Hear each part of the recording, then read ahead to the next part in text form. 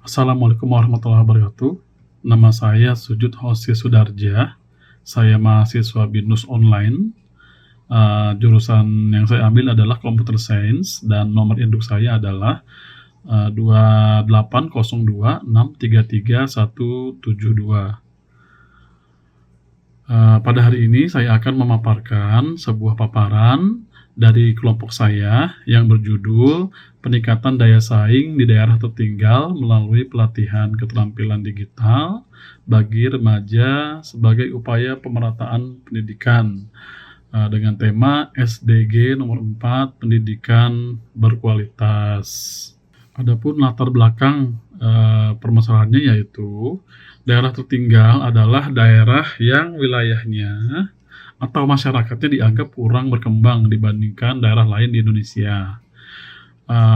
Masalah daerah tertinggal memiliki beberapa masalah yang sangat kompleks, seperti terbatasnya lapangan pekerjaan, kurangnya akses teknologi, sarana dan prasarana, dan pengangguran di usia produktif. Nah, untuk itu, pelatihan keterampilan digital peluang bagi remaja dalam mengembangkan potensi dan sebagai solusi dalam meningkatkan daya saing bagi remaja di masa yang akan datang.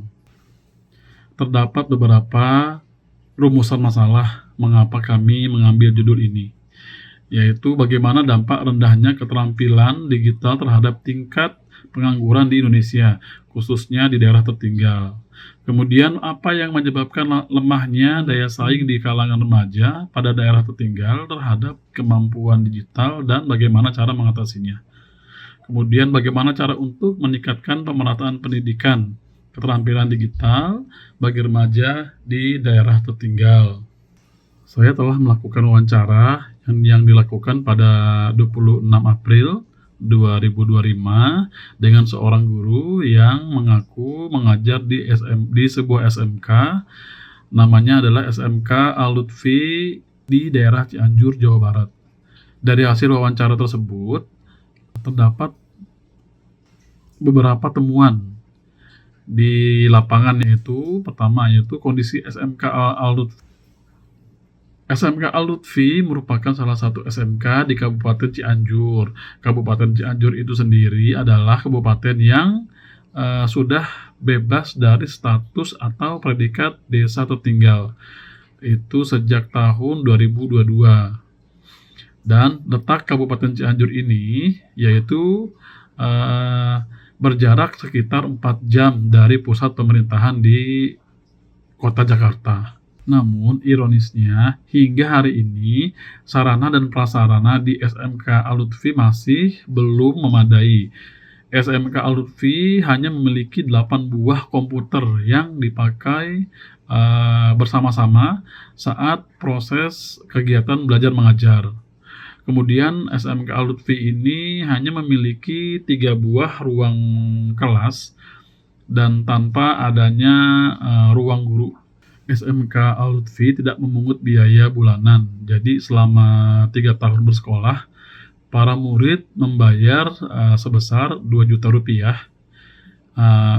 Uang ini diperuntukkan untuk kegiatan di luar sekolah yang berhubungan dengan orang luar, seperti praktek kerja industri dan uji kompetensi.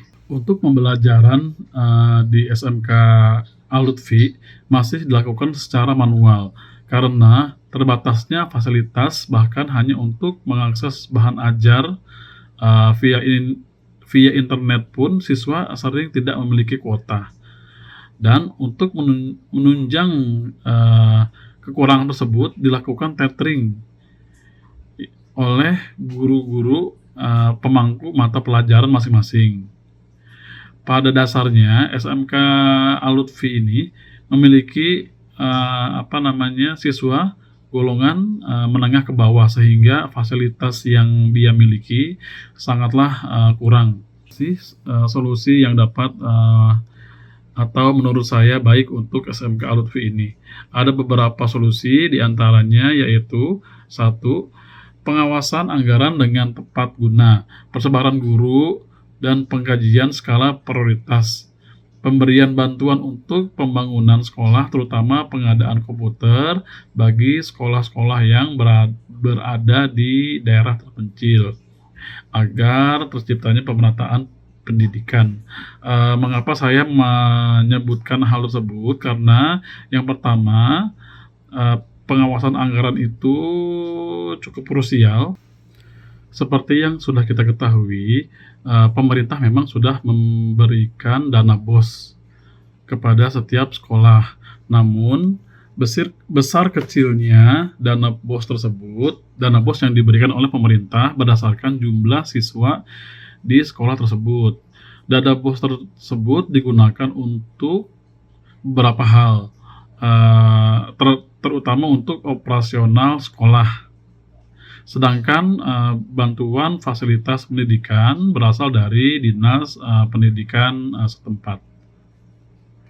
Selain itu, menurut saya perlunya pengawasan agar tidak adanya tindak pidana korupsi yang dapat mematikan negara, seperti contohnya kasus korupsi dana alokasi khusus yang dilakukan oleh pejabat Kabupaten Cianjur pada tahun 2018.